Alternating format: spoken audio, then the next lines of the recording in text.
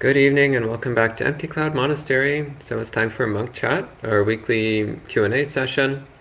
So if you want to hear the answers to questions, you can type in questions. If you've decided you've had enough, then you can not type in questions, and when the questions run out, then the Monk Chat will come to an end. So as long as you want to keep hearing Dhamma, you can keep typing in questions. So I'll start with paying homage to the Buddha, and then I'll go through whatever questions might be available. And when the questions run out, then we'll go ahead and conclude the session. So starting with homage to the Buddha. Namo tassa bhagavato arahato samma sambuddhassa. Namo tassa bhagavato arahato samma sambuddhassa. Namo tassa bhagavato arahato samma sambuddhassa. Buddhang dhammang sanghang namasami. And hello to the people checking in online. Hello to Maria, Norma, Pam, Lydia, Gita, Manal, Gregory, Bhumika, Jayanta, and Wasabi-chan, and Mike, and Olga. I don't see any questions. Here's a question. So Bhavani asks, are neutral feelings dangerous? No feelings are inherently dangerous. But the Buddha pointed out that for each of the three feelings, there is a potential risk. So with pleasant feelings, the risk is that we produce desire and attachment. With painful feelings, the risk is that we produce aversion, negativity. And with neutral feelings, the risk is to fall into ignorance and delusion. So the tendency to ignore the sensation, to not pay any attention to it. And in that gap, then we tend to fill in delusion. We tend to space out or daydream or fill in the space with imagination. So those are the risks. So neutral feeling in and of itself is not dangerous. But if we engage in ignorance, delusion, fantasy, imagination, then that's the danger there. And hello to Sam. And I'm still not seeing any other questions, so this may turn out to be the shortest Monk Chat on record. Joe, you have a question? Yes, Bhakti. I was wondering if we could talk about the concept in the suttas that compassion culminates in infinite space. So I'll read a little quote from Bhikkhu Nalio. Very short, please. So the compassionate wish for others to be free from affliction would relate to the notion of being free from all forms of material resistance, since in this way a major portion of the types of affliction normally experienced will not happen in the first place.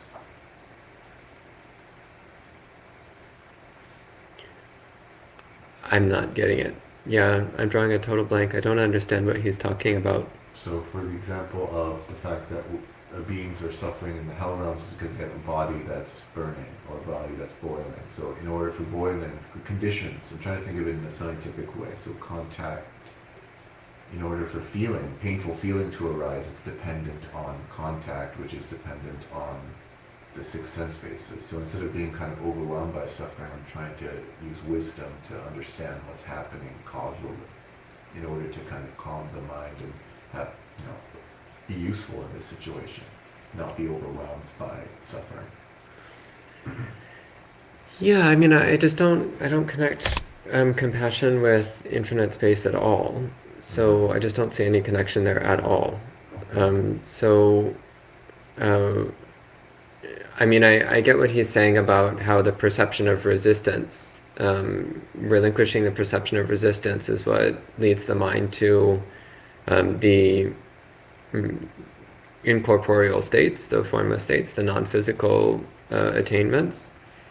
But I think there's a wordplay there, which is that the word patiga. The word patiga has two meanings in Pali. So one meaning of patiga is aversion, in the sense of mental or emotional resistance.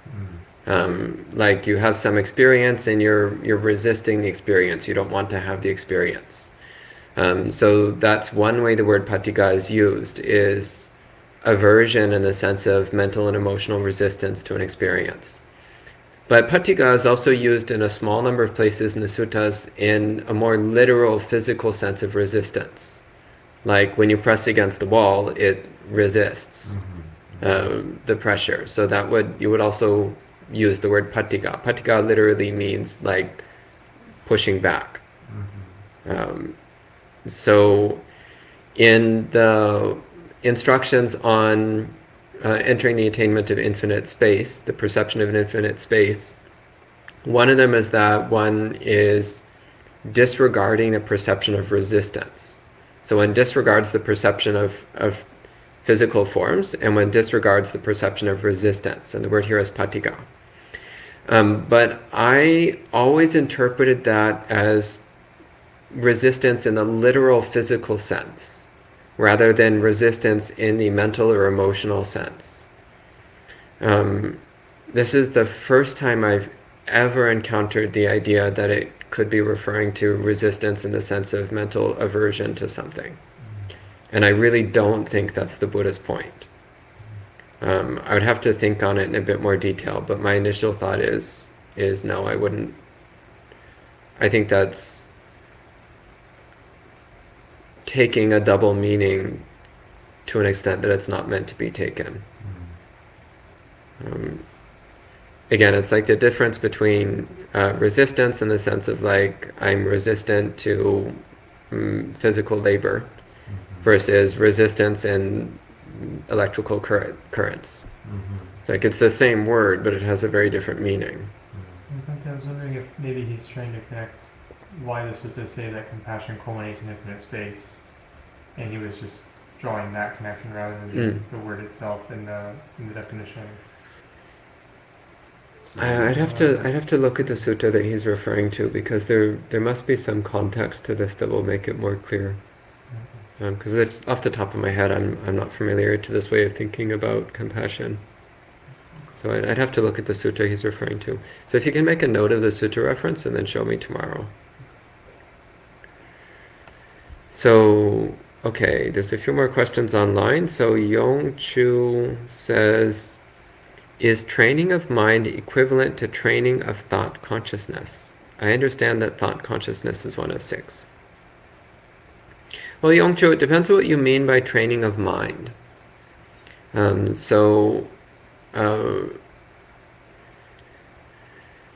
Thought consciousness, manovinyana, awareness of the mental field, awareness of mental objects, it's usually distinguished from the 5 physical senses. So awareness of sight, awareness of sound, awareness of smell, taste, and touch as being the 5 physical senses. And then awareness of purely mental objects or mental phenomena, things which are not physical but are purely mental, then is the 6th. But we don't normally talk about training mind consciousness. When we talk about training the mind, what we mean is cultivating wholesome qualities of mind, or wholesome states of mind.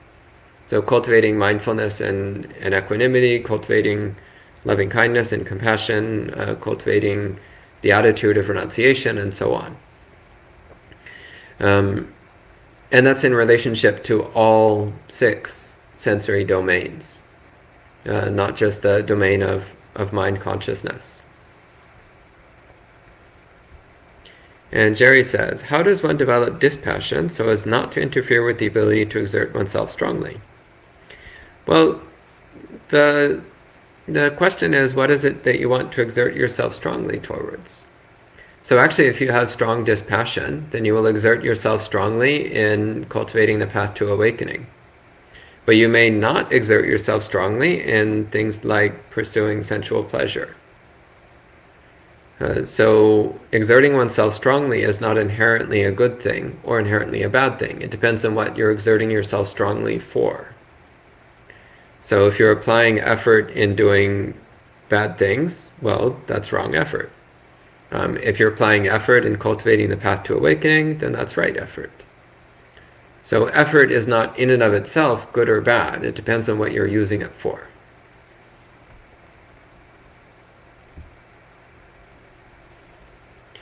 So Gregory says, if one would have to misrepresent one's beliefs in order to prevent someone from being harmed, would that constitute false speech? Would it be more skillful to be silent in that case? So this is one of those moral dilemmas that often gets brought up in various forms. And the problem is that it's usually so situational that it's hard to make blanket judgments. So in any situation, what we're doing is we're trying to evaluate what is the most beneficial and least harmful course of action. What is the most moral and the least immoral course of action? What is the most wholesome and the least unwholesome? And you do the best you can with the intention of trying to aim at moral purity. But recognizing that some situations it's really blurry and unclear, and it seems like you're picking between shades of gray. Well, in that case, you just establish your intention as strongly as you can, your intention for harmlessness and moral purity, and you do your best.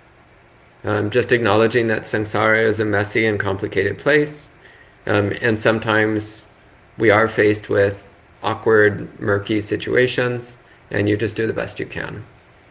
Recognizing that that's also just part of samsara. Part of samsara is, as the result of our own past karma, we sometimes face murky situations. But as long as we cultivate good karma, and in particular the karma of morality and wisdom, then the more we will tend to be in situations which are not so murky. Situations where there is a clear moral choice. And we can pursue that with a clear conscience.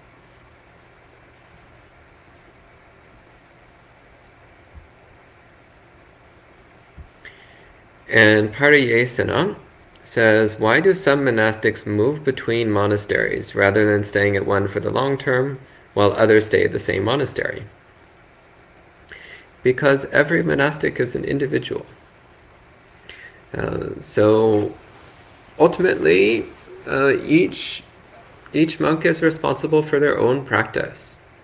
And each monk has the duty to examine their own mind and to evaluate what's going to be most beneficial for their practice. And for some monks, moving around a lot is actually really good for their mind. It's really good for their spiritual practice. And for others, staying in one place for an extended period of time is good for their practice. So the Buddha himself did not make a ruling on the matter. He did not rule that monks need to stay in one place for X amount of time, or that they need to move around a certain amount. But he left it open-ended. He did make some encouragements, though. Some encouragements to reflect constantly on what's actually beneficial to our practice, which is not necessarily what we like or what we want, but rather what is actually good for our practice, what helps to diminish our defilements and increase our wholesome qualities. And there are also a couple of suttas where the Buddha spoke about the dangers of staying in one monastery for a long period of time, and also the dangers of wandering around a lot, and the advantages of staying in a monastery for a moderate amount of time, and the advantages of doing a moderate amount of wandering. So the Buddha had a clear sense that there was benefit to both styles of practice, and that ideally we'll incorporate both to some degree in our monastic life. So there's another question here. Norma says, can we talk about avoiding aversion while investigating renunciation? Dispassion seems depressing at times. Navigating while aging in chronic pain, I work hard at maintaining a level of joy and mudita. Avoiding aversion while investigating renunciation. Dispassion seems depressing at times. So, Norma, I think that it sounds to me like you're not quite understanding renunciation and dispassion. So, renunciation is contentment. Renunciation is being perfectly happy with nothing. Not needing anything at all, just being happy with absolutely nothing, just as things are right now. Not needing anything. So, renunciation is actually a state of joy, a state of peaceful joy. It's the peaceful joy of not needing anything at all, not wanting anything at all. Similarly, dispassion is not depression. Conversely, dispassion is, once again, a state of serenity, of unconditional happiness. When one recognizes that passion is agitation, passion is discomfort, then naturally one veers towards dispassion, because dispassion is serenity. It's important to understand that in Buddhist thought, passion is not a desirable state. It's quite the opposite. Passion is a state of uncomfortable disturbance. So dispassion is to be free of disturbance, free of discomfort. Dispassion is to be peaceful and happy. So, and you say, navigating while aging and chronic pain, you work hard at maintaining a level of joy in mudita. Yeah, that's also an important aspect of our practice. So cultivating joy, cultivating an appreciation of the wholesome things in samsara, the good things in samsara. And appreciating every moment, especially when there's wholesome mind states present. Appreciating the serenity and joy that comes through cultivating contentment and cultivating renunciation and dispassion. And Mike says, in the context of no self, what is a self? In the same context, what is reborn after death? Well, Mike, the question of what is reborn after death is one of the most commonly asked questions in Buddhism. But first, your question, what is a self? Well, a more accurate question would be, what is self-identity? So we have a list of things that we think I am. So most people, if you ask them to make a list of what they think they are, they'll come up with a fairly long list. I am this, I am that, I am. They'll come up with a pretty long list of things. That's your self-identity. It's your list of I ams. And if you look at your list of I ams, your description of self-identity, then something to ask is, are all of those permanent? And you'll find that nothing on that list is permanent. Everything on that list is subject to change. Therefore, it's not who you really are. It's just a temporary experience. As for the question of what is reborn after death, well, a better question would be, what is the causal connection between adjacent moments?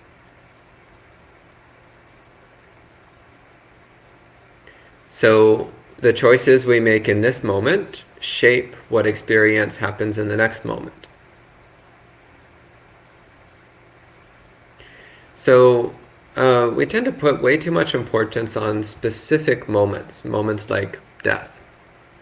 But actually, every moment is the same. It's just another moment in the chain of causal chain of events. So whether that moment involves death or not is actually irrelevant. What we see is a chain of moments linked together by causality. So that's our experience. It's what we've always remembered as being our experience. It's what we observe in every moment of every day. We observe a sequence of moments connected by causality. And we see how the choices we make shape the experiences that happen sequentially. So when we talk about death and rebirth, this is all we're really talking about. We're just talking about the chain of moments of experience linked together by causality. It's really not dramatically different from falling asleep and waking up. You fall asleep and you wake up the next day, and what happens that day is shaped to some degree by what choices you made on the previous day. So one day you're going to fall asleep and wake up in another body, and what happens there will be shaped to some degree by what you did previously. It's really not any different. So there's a question here from Stevie. Stevie says, I don't have many spiritual friends around my age. I recently met a Muslim woman around my age, and she follows precepts as well. Would you consider this good company? Well, Stevie, that's not really enough information to go on. So the important thing when considering friends and companions is, do those friends and companions help to encourage you in developing wholesome mind states? Do they help to encourage you in cultivating the path to awakening and in cultivating the necessary requisites of awakening? So if the answer is yes, then that's good company. If the answer is no, then that's not such good company. And one needs to be careful about associating with such people. So this is your investigation, is whether being in this person's presence makes you more committed to the Buddhist path or less committed to the Buddhist path. Whether it makes you more moral and kind and generous and peaceful and wise, or less of those things. So this is for you to investigate. Okay, and we have many more questions online, so let's see what's next here. Yongchu says, I heard in one of the Dhamma talks that the Buddha would not answer some questions since they would not lead to the end of suffering. That's correct. Example of these questions that I would not ask in the future. Well, there's a standard list of 10. So questions like, is the universe finite or infinite? That's one example. Then there's the list of questions about whether an awakened being exists after death or not, which actually comes up surprisingly often. People expressing views about awakened beings either ceasing to exist after death or continuing to exist after death, and the Buddha refused to answer those questions, saying that they were irrelevant.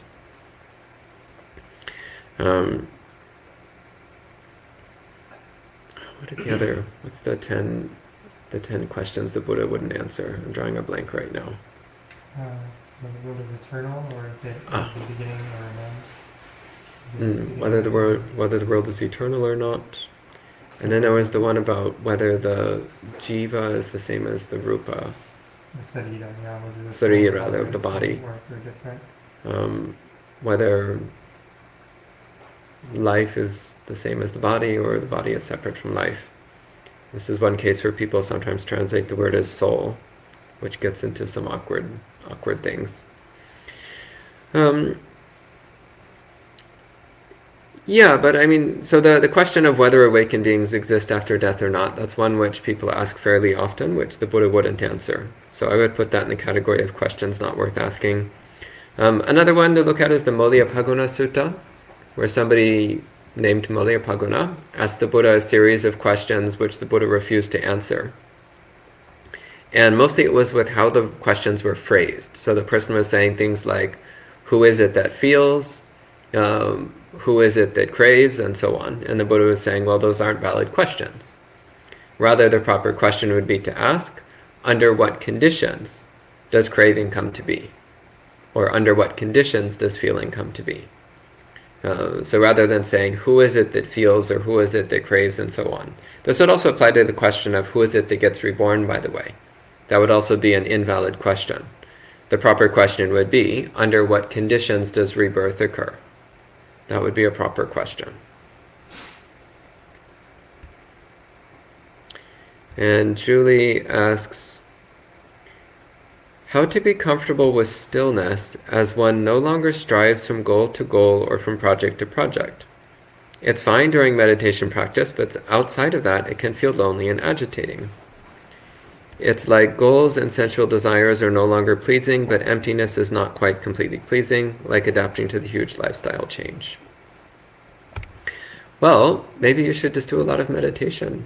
Maybe that's the answer. If you're happy when you meditate, well, then maybe you should do more meditation. And bring that sense of mindfulness and serenity and peacefulness and contentment into the rest of your activities.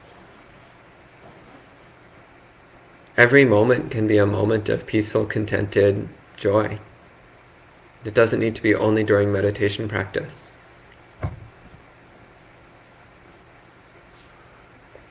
Personally, I actually really like doing nothing. I find it absolutely delightful doing nothing.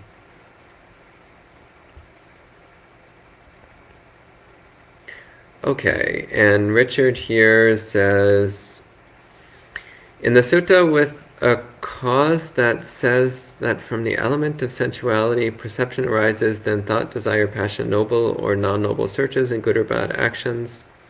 What is the element of sensuality, maliciousness, and cruelty? So Richard, if you could send that sutta to the monastery email address, that would be the easiest thing. Then later on I can look at the context and I might do a sutta study on it in the future. So Richard, again, send an email to the monastery with that sutta, and I'll have a look at it. Yongchu says, I also heard that everything is karma. Could you please elaborate? For instance, a child being killed in a war-torn conflict. Is this also due to the child's karma? So, as I understand the Dhamma taught by the Blessed One, as one reads through the suttas, it becomes quite clear, in fact, that every single choice that we make is creating karma, and that creates future results. And every single result that we're experiencing, so every condition that we're experiencing now, is the result of choices from the past, karma from the past. There's a couple places in the suttas where the Buddha talks about indirect results of karma. So sometimes people who object to the idea that everything was the result of karma, they'll point to a discourse where the Buddha says that some painful sensations are not the result of karma, but rather they're the result of weather patterns, or the result of illness, or the result of physical conditions of that sort. But that needs to be understood in the context that elsewhere in the sutras, the Buddha also says that having a lot of sicknesses is in fact the result of karma. Being born in a place with bad weather is the result of karma. Having a body which is prone to affliction is the result of karma. So it still ultimately comes down to karma. What choices have we made in the past then determines what conditions we have now. So if one is born with, for example, a sickly, frail body that's prone to illness, well, that is the result of unwholesome karma made in past lives. So it's not just some random thing of just randomly some people are born with good health and some are born with bad health. It's not random. It's the result of karma made in past lives. Again, this is quite clearly laid out in the suttas in many places. Also, whether one is born in a peaceful place or a violent place is also the result of past karma from past lives. The case of, for example, someone who's born in a violent war-torn country, where that person might be subjected to death in a war, yes, that's also the result of karma. Someone who cultivates a massive good karma will not be born under such conditions. They'll be born in peaceful, happy, and blissful, supportive conditions instead. So again, this is quite clearly laid out in the suttas. The Buddha also says that the effects of karma can be delayed by many lifetimes. So we might have done something unwholesome 100 lifetimes ago, and the effects are only just now showing up now. We might do something evil in this life, and we might not experience the results for another 20 or 30 lifetimes. So it's not so easy to track exactly what was done and when and how it led to what result is happening now. In fact, the Buddha said it's very difficult for anyone who is not a Buddha to trace the precise causal connections of karma and result. But he did say that there are these immutable laws of karma, that good actions produce pleasant results, evil actions produce painful results. And thus, pleasant results are caused by good actions in the past. Painful results are caused by evil actions in the past. Again, this is just how the universe operates. So Norma says, perhaps after a life of passion in the fine arts, now with the stillness and cultivating contentment, I still feel the urge to do. For example, living in Portugal for 3 months with husband. I don't want the desire to do more as a senior. It comes in cycles. Yeah, practice meditation, read the suttas, do chanting, cultivate the joy of doing nothing, the joy of contentment, the joy of serenity, the joy of a motionless mind, a desireless mind. Cultivate that kind of joy. Okay, and there's another question here. So Yong says, in last monk chat last week, you would have several questions for the Buddha if you happened to meet him 2,500 years ago. May I ask for a few if you could share? Wow, what questions would I ask the Buddha? If I had the Buddha right in front of me, what questions would I ask? Well, for one thing, I would ask him for personal advice on my own meditation practice. I'd describe my practice and ask him what he would recommend I do from there. Yeah, I would just describe in general the current state of my practice, the current issues I'm dealing with in my practice, and I'd ask for his advice on what to do next.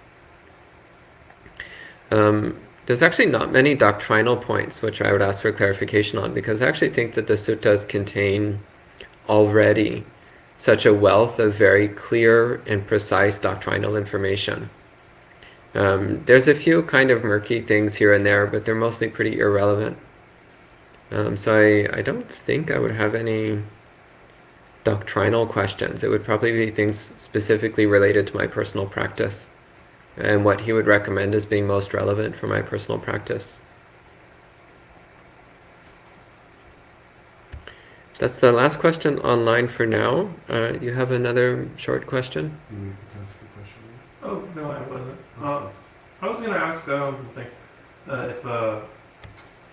if the Buddha spoke about the perception of time passing, and of timelessness, it kind of seems to me that the perception of time passing, whether fast or slow, is kind of rooted in either grasping or aversion. But other than that, it's kind of perception of forms and objects of mind, but it's not really like I could perceive, here's a moment, here's the next moment. It's more just like perceptions of mind. I don't know if this is too abstract. Perception of time. Does the Buddha talk about perception of time? I actually can't think of anywhere off the top of my head where he specifically addresses perception of time. Vada, can you think of anywhere? Perception of time? I don't think it comes up in that way, in that kind of way. Yeah, I don't think so. Yeah, I definitely can't think of anything. Okay, we have another couple of questions here. So Pariyasana says, if birth under bad living conditions is the result of past karma, did the Buddha condone caste divisions in the suttas? I understand that he considered ascetics to have transcended the caste systems. So these are two completely different things. Being born into bad conditions, yes, that's the result of past karma. But that's not why the Buddha had a problem with the caste system. So the problem with the problems with the caste system, there's actually numerous ones. One of the biggest problems is that people used the caste system as an excuse to justify mistreating other people. And this still goes on to this day. So saying, oh, you were born in a lower caste, therefore I have the right to mistreat and abuse you. Even the obligation or duty to mistreat and abuse people of a lower caste. So that was one thing which the Buddha was completely opposed to. The idea that being born in one caste or another gave one privileges or exemptions from moral conduct. The other thing that he strongly objected to was the idea that being born in certain castes made a person inherently more holy or inherently more spiritual or more wise. In particular, the Buddha took very strong exception to the Brahmin caste, claiming that they were inherently more spiritually pure than everyone else just because they were born in the Brahmin caste. There's many suttas where the Buddha directly condemns that idea. The idea that just being born to certain parents meant that you were naturally more spiritually pure. So, being born under pleasant, supportive, healthy conditions, yes, that's the result of past good karma, but it's still up to you what you do with those conditions. And if you, under those conditions, then start mistreating and disparaging other people, then that means that you're cultivating more bad karma that will lead to being reborn in painful conditions in the future. And if you believe that you're inherently holy and pure just because you were born to a certain set of parents, well, that might mean that then you don't make any effort to cultivate spiritual purity because you think you already have it. And what that means is that then your spiritual capacities will decline rather than improving. So that was the issue those were the main issues that the Buddha had with the caste systems. And of course also the problem of arrogance. The thinking of, oh, I'm born in a high caste, therefore I'm better than others. Or I'm born in a low caste, therefore I'm worse than others. So these are forms of arrogance, of self-view, of thinking we're better than others or worse than others. And in particular, thinking we're better than others or worse than others just because of who we're born to. These were things which the Buddha strongly objected to. As for the point about ascetics having transcended the caste system, so one of the contemplations for Buddhist monks in particular is the contemplation Vevaniyamhi Aju Pagato, which means I have left the caste system. I am no longer part of any caste. So this was part of the idea, is that in becoming a monk, one is leaving behind the ordinary social order. One is deliberately placing oneself outside of the normal social order. One is deliberately becoming an outcast, quite literally, outside the caste system. So one is literally casting oneself out of society. So one is no longer highborn or lowborn, aristocrat or peasant. One is simply a monk and nothing else. So Yongchu says, did the Buddha teach guided meditations as many teachers do now? Interestingly enough, in the suttas, the Buddha mostly talks about meditation in very vague, general ways. And mostly what he focuses on is the results that we're trying to get from the meditation, rather than on specific, detailed methods. So the closest we get to guided meditations as it's done now are things like the Anapanasati instructions, the mindfulness of breathing instructions. That kind of resembles a guided meditation. Some of the instructions on loving kindness or other Brahmaviharas, those also kind of resemble guided meditation. But mostly the Buddha gave more generalized, free-form instructions, which actually leaves a lot of freedom for experimentation in one's own practice, a lot of freedom for improvisation and trying out different things. Because what we're really looking for is the effects. When we practice meditation in a particular way, are we having the effect of an increase in the factors of awakening, an increase in wholesome qualities and a diminishing of unwholesome qualities?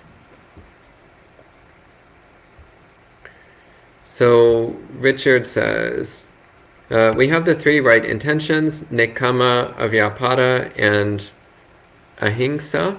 It's actually avihingsa, but the meaning is the same as ahimsa. Then we have the three roots of the unwholesome, lobha, dosa, and moha. The first two are each very similar, but not the third one. Why? So nekkhamma is renunciation. And yes, that's basically the opposite of desire and attachment. But renunciation is also the renunciation of aversion. So it's also the renunciation of self-identity. The highest form of renunciation is the renunciation of self-attachment, self-centeredness, and self-identity. So that's actually a function of wisdom. So nekkhamma actually is the opposite of all three of the unwholesome roots. Although it is more obviously connected with desire, it also is opposed to aversion and delusion as well. Avyapada and avihingsa, so non-hostility and non-cruelty, non-harming. So yeah, these are more clearly targeted at dosa, at the aversion defilement, that's true. And yeah, again, there doesn't appear to be a right intention directly connected to delusion, to moha. But I would say that it actually fits under nekkhamma to some degree. Because nekkhamma is also the intention to relinquish self-identity, which is the core of all delusion. And Yongchu says, I also heard there exists group kamma from this teacher's talk. I thought that kamma is owned by each one of us. Could you please elaborate? So in the Pali Suttas, there is never any mention of group kamma. In fact, it only ever talks about kamma being individual, being personal. So as to why that particular teacher said group kamma, I don't know. You'd have to ask them what they mean by that.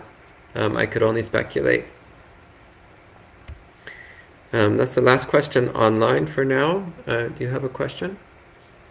So, Bhante, you say that the choices we make are very important and they lead to consequences and results in the future. So what came to mind is the most awful thing I could think of, right, is malice, right? Malice, the phenomena of malice. It seems to be a combination of sensual desire, ill will, and cruelty.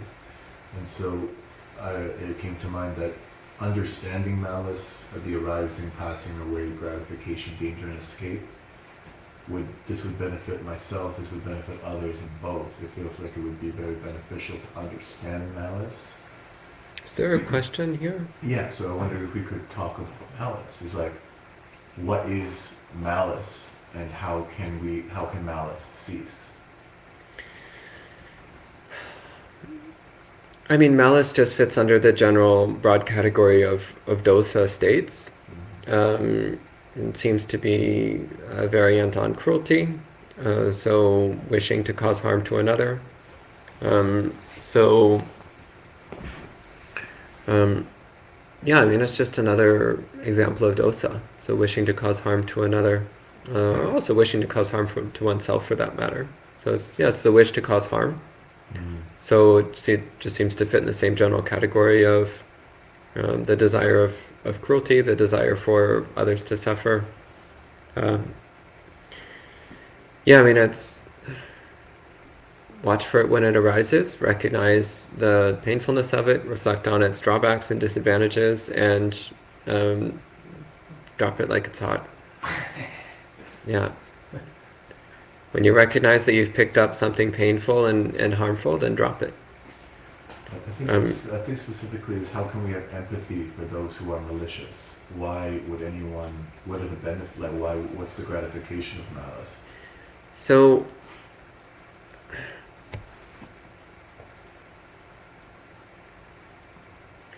the world is full of sick and twisted people. We don't always need to justify everything. Sometimes people are just messed up in the head, and that's all there is to it. So just look at your own mind. So I look at my own mind, and I'm like, wow, even in just the few decades that I can remember, there have been times when my mind was really sick and twisted and messed up. And so the mind can get twisted into these really awkward, uncomfortable shapes. And it can be really hard to untangle the knots of it. And often the best way is actually not even to try to untangle the knots, but just cut the knot. This is part of the beauty of the Buddha's teachings. We don't necessarily need to untangle the knots of why the mind is in an unwholesome state. We just need to recognize its unwholesomeness and immediately stop. And right there it cuts it and it falls away. So the empathy that I would have for others in unwholesome states is just the empathy of recognizing the painfulness of being in an unwholesome state. And also recognizing that there is a direct escape, an immediate escape, and it's not complex. Just stop. The moment you're in an unwholesome state, an unwholesome activity, just stop. And it immediately comes to an end.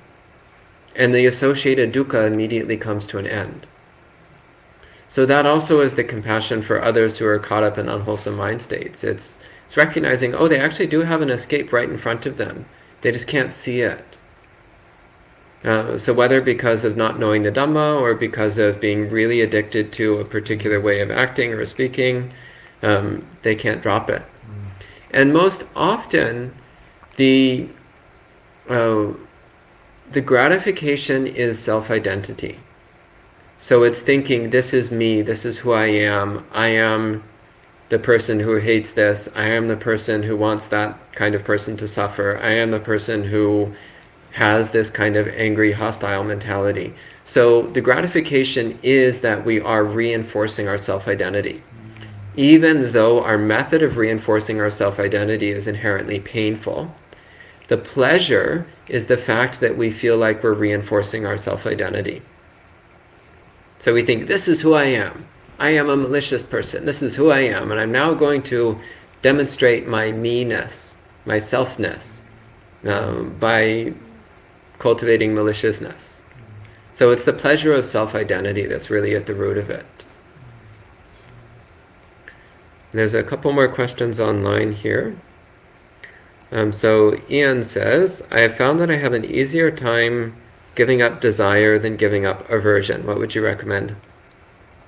I recommend paying attention to the painfulness of aversion. So whenever the mind is in an aversive state, pay attention to the discomfort of that state, the painfulness of that state. And remember the pleasure of a peaceful mind, the pleasure of a happy mind, the pleasure of a kind mind, a gentle mind, a loving mind, the pleasure of a serene mind. And just naturally, the mind will tend to gravitate towards what's more pleasant, which is a mind which is serene and peaceful and kind and gentle. And the mind will naturally tend to gravitate away from that which is painful, namely, a mind which is aversive. So paying attention to the painfulness of aversion and the pleasantness of non-aversion, the pleasantness of serenity and gentleness, then the mind will naturally start drifting towards serenity and gentleness.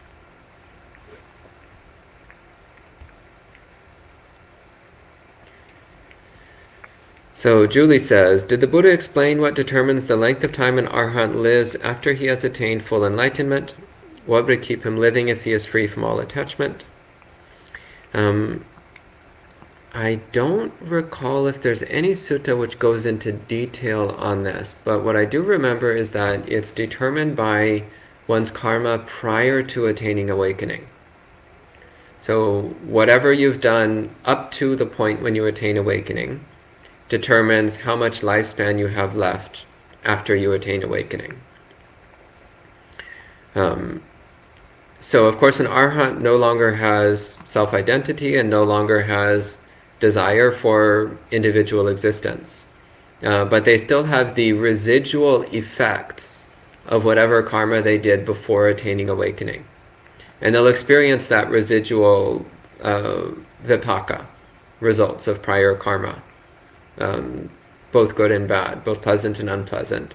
The difference is they won't be bothered either way. So There's a couple cases in the suttas of arhants who were subjected to abusive speech and even physical violence. And the Buddha said, well, this is the result of the karma that you made prior to attaining awakening, because they had cultivated evil karma in the past. Now it was manifesting and then being abused and attacked. But it also says that those arhants were not disturbed. They weren't bothered. They were just recognizing that this is just karma manifesting itself. This is just the law of cause and effect playing itself out. So they weren't bothered. There was no aversion or negativity. It's just recognizing this is nature. This is how things go. So Yongchu says, when there are negative emotions and thoughts, for example, fantasy, worry, and rumination that intrude during the day and meditation, I started to say to myself, dukkha, is this a good way? It can be, if it helps. I've used similar practices at times. When I notice myself getting caught up in something, being like dukkha, dukkha, dukkha, and there's actually something almost funny about it. Like when we actually look at it and we're like, oh wow, I am just creating dukkha for myself, and it's totally silly and unnecessary. And you can actually kind of laugh at yourself a little bit, like, oh, goofy little buddy, the clown of self-torture is clowning away again, and it just becomes kind of silly, and it takes the edge off. And you'll also notice that then you naturally tend to stop. So yeah, you can try that out and see if it helps.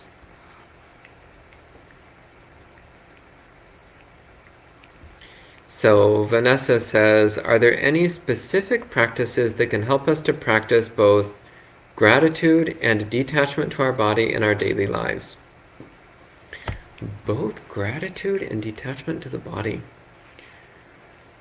A practice which does both at the same time? That's an interesting question. So when I think of gratitude, I think of, well, the word gratitude in Pali is katanyu or cultivating, which both have the same literal meaning, which is knowing what's been done. So recollecting the good things that have been done for us.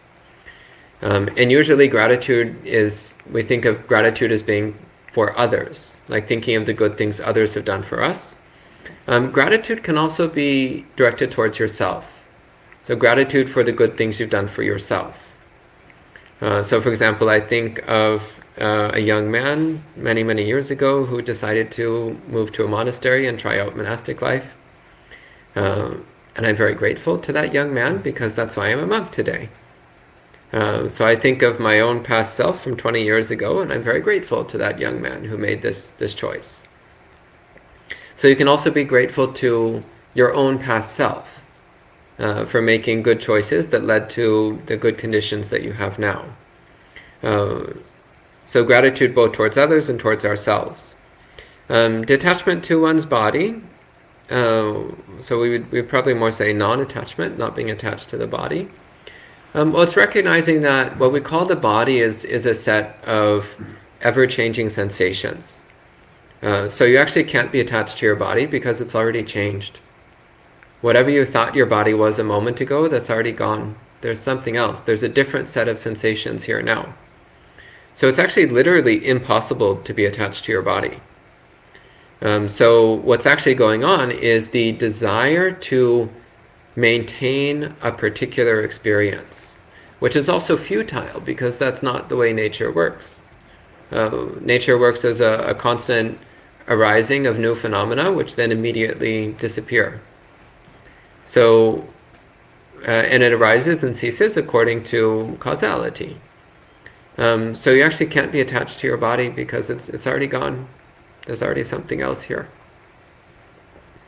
So relaxing into that, relaxing into the perception of constant change.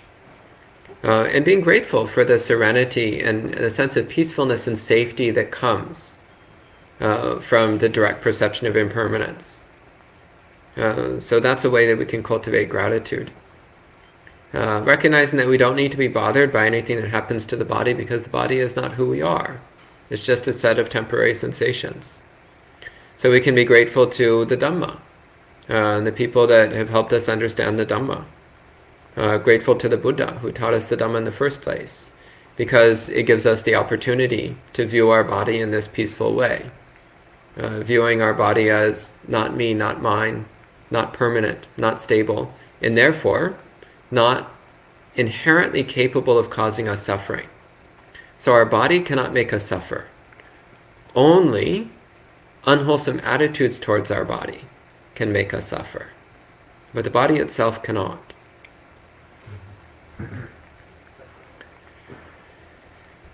Rick says, can you talk about the desire to keep up an image to others? How do we uproot this cause of suffering? Well, one thing is just recognizing that no matter what you want other people to think of you, you cannot control what other people think of you. People will always have their own ideas and perceptions, no matter what you want. So one is just recognizing the sheer utter futility of trying to control other people's perception of you. But also recognizing that because other people's perception of you will always be out of your control, if your happiness is based upon how others perceive you, then your happiness is outside of your control as well. So it's basically a guaranteed surefire way of making yourself miserable. Basing your happiness on other people's perception of you, that's a great way to make yourself suffer. So recognizing that, acknowledging that, then naturally the mind will tend to steer away from suffering. Fundamentally, the mind doesn't want to suffer. The reason why we keep inflicting suffering on ourselves is because we're using strategies which we think will bring happiness, but which actually bring suffering. So when we point that out to ourselves, then naturally we'll tend to veer away from causing suffering for ourselves. Instead, reflect on your own goodness. Appreciate your own goodness. The only person's good image that you need is your own. So cultivate a good self-image. Perceive yourself as a good person. Helps if you are a good person. Perceive yourself as a good person. That's the only perception of you that's important.